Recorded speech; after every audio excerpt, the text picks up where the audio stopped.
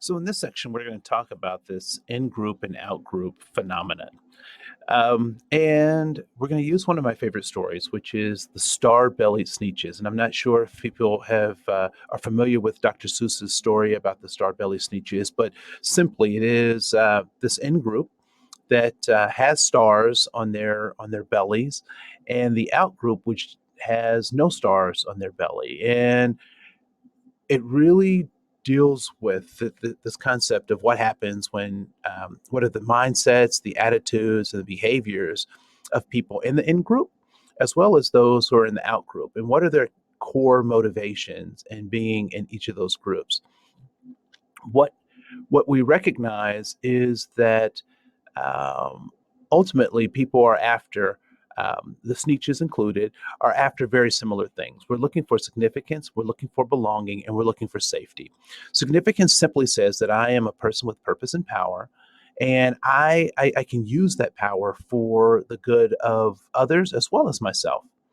Um, and then belonging means that Um, I have the ability to engage and be in relationships with people who understand my purpose and my power. So I can be in relationships. I can belong to groups of individuals, or groups of people who understand my significance, my purpose, and my power. And then lastly, this idea of safety, that I can be physically, mentally, emotionally, spiritually, um, safe to be in relationships with people who understand my purpose, right? So we're all looking for significance, belonging, and safety in one shape, form, or another.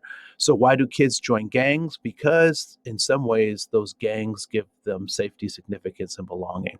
Why do we go to work every day? Because something about our job gives us either safety, a sense of belonging, or some significance, or all three of those are things that we find. And so, what I'd like for you to do now, at the bottom of this page, there's an activity I like to engage you in, which is, I'd like for you to find someone that you're not very familiar with, and find one way in which you are alike.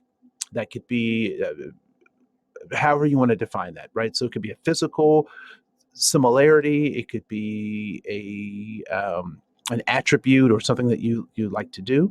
And then I also want you to find one thing in one way in which you are different from that individual. One way you are different. So the first is find one way in which you are alike, and write that in that circle or those ways in that circle.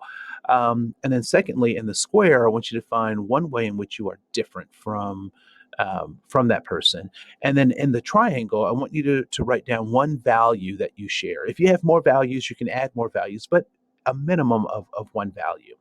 And so when we think about this exercise, um, I want you to keep in mind that there are ways in which we are very much alike, and there are ways in which we are very different. But the thing that makes us, that we should keep in mind, is that our values are what really drive our decision making, our processes, and how and whom we should get along with. Right. So there's that. Um, the next piece is about interpersonal in and out groups, and so I want you to just kind of walk through this particular handout just as it's written. Um, and have conversations with your neighbors. So either get in small groups, or just get elbow partners and kind of walk through this. So the first part, I'd like for you to just take a minute or so and think about a time when you were a part of an in group. And the in group is, the it could be a group that is popular. It could be a group that has the largest number. However you want to talk about this in group. Think about a time when you were a part of an in group. And in that circle, if you want to just jot some notes down, feel free to do that. In the smaller circle is the out group. And so describe a time when you were in the out group. And that could be a group that was, obviously not the largest in number. It could be a smaller number of people in that group, or it could be a group that their ideology or their way of thinking wasn't accepted by the main group, right? So what does it mean to be an outsider or the out group? So just take a minute and think about that for yourself, and then we'll move on to the next section.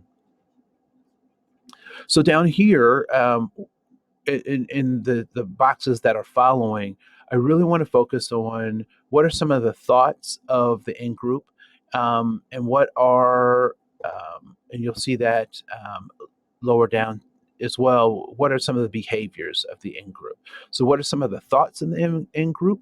And what are some of the behaviors of the in group? And I want you to do the same thing on the other side in terms of the out group. So, what are some of the thoughts of the out group? And what are some of the behaviors of the out group? And with this particular part of the activity, what I'd like for you to do is to grab that elbow partner again and really talk through these things. And and it, yeah, so talk about that. And if we're looking for something that helps us increase human potential, that allows people to perform at their very best, what do we need to do to make sure that we are identifying and talking about these in group and out group statuses? And as leaders, how do we draw a circle that is bigger than both the in group and the out group to make sure that everyone is included? Remember, inclusion is the concept that we create environments where people can give, work to their fullest potential and give their best. And so, with that, we'll stop for this particular activity. In group and out group, I hope you find this conversation useful and that you'll be able to use this tool with the groups that you're working with.